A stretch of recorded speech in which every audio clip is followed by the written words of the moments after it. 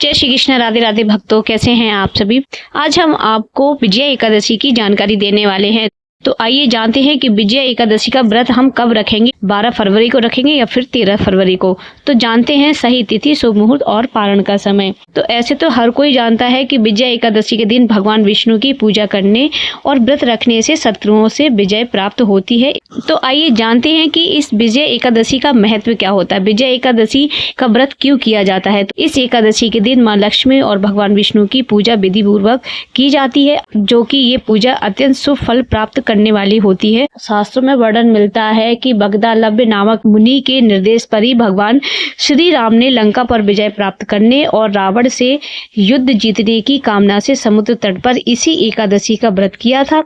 इसी कारण इस एकादशी का विशेष महत्व होता है। मान्यता है कि विजया एकादशी का व्रत रखने से व्यक्ति को सकारात्मक फल मिलते हैं, सुख शांति और समृद्धि भी बनी रहती है। इस एकादशी का ब्रह्म मुहूर्त है सुबह 5:17 से 6:08 तक। अभिजीत मुहूर्त है 12:13 से 12:58 तक और विजय मुहूर्त है 2:27 से दोपहर 3:12 तक। इसके साथ ही सर्वार्थ सिद्धि योग शाम 7 बजे से लेकर 7:48 तक रहने वाला है। इसके साथ ही विजया एकादशी पर भद्रा का साया भी रहने वाला है, लेकिन खास बात यह है कि भद्रा पृथ्वी लोक नहीं बल्कि पाताल लोक में रहेगी। ऐसे में भद्रा का प्रभाव नहीं पड़ेगा। बता दें कि 13 फरवरी को भद्रा शाम को 5:04 से शुरू हो रही है, जो 14 फरवरी की सुबह 5:23 तक समाप्त हो जाएगी। इसके साथ ही हम 13 फरवरी को विजया एकादशी का व्रत रखेंगे और साथ ही जातक द्वादशी को व्रत का पारण भी करेंगे। ऐसे में सुबह 7 से लेकर सुबह 9:14 तक व्रत का पारण कर सकते हैं और फिर पारण करने के बाद आप घर से या फिर मंदिर में आप जो भी दान करना चाहते हैं, अन्न का, धन का और वस्त्रों का, वो आप कर सकते हैं। तो आइए जानते हैं कि विजया एकादशी के दिन हम किस तरह से पूजा करें। विजया एकादशी के दिन ब्रह्म मुहूर्त में उठकर स्नान करना चाहिए। इसके बाद घर के पूजा स्थल में भगवान श्री हरि विष्णु की प्रतिमा या चित्र स्थापित करें। भगवान को चंदन, पीले वस्त्र और पीले फूल अर्पित करें। पीले रंग की मिठाइयाँ, गुड़, चना का भोग लगाएं।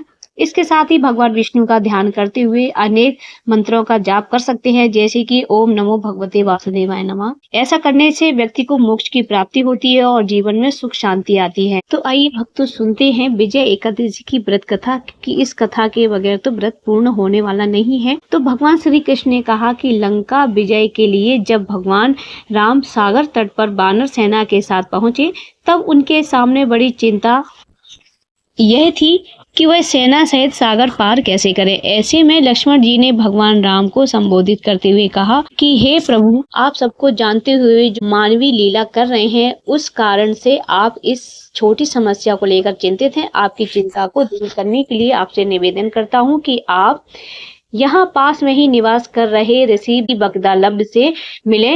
ऋषि यहाँ से आगे का मार्ग सुझा सकते हैं। लक्ष्मण जी के कहने पर भगवान राम बगदालव्य ऋषि के पास गए। ऋषि को अपनी सारी परेशानी बताई और कोई मार्ग सुझाने के लिए कहा। ऋषि ने बताया कि आप सेना सहित फाल्गुन मास की कृष्ण पक्ष की एकादशी को सेना सहित भगवान नारायण की पूजा करें। यह विजया नाम की एकादशी ही आपको आगे ले जाने का मार्ग बताएगी। एक कलश पर पल्लव रखकर भगवान नारायण की प्रतिमा स्थापित करके इनकी पूजा करें। रात्रि में जागरण करते हुए भगवान का नाम स्मरण और कीर्तन अवश्य करें।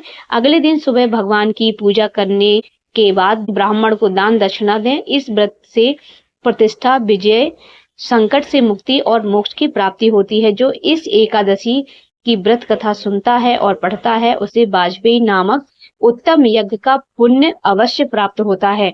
तो भक्तों, ये थी विजया एकादशी की व्रत कथा और उससे जुड़ी जानकारी। अगर आपको ये वीडियो पसंद आए तो आप मेरे वीडियो को लाइक करें और चैनल को सब्सक्राइब जरूर कर लें। तो मिलते हैं अगले वीडियो में। राधे राधे, जय श्री कृष्ण।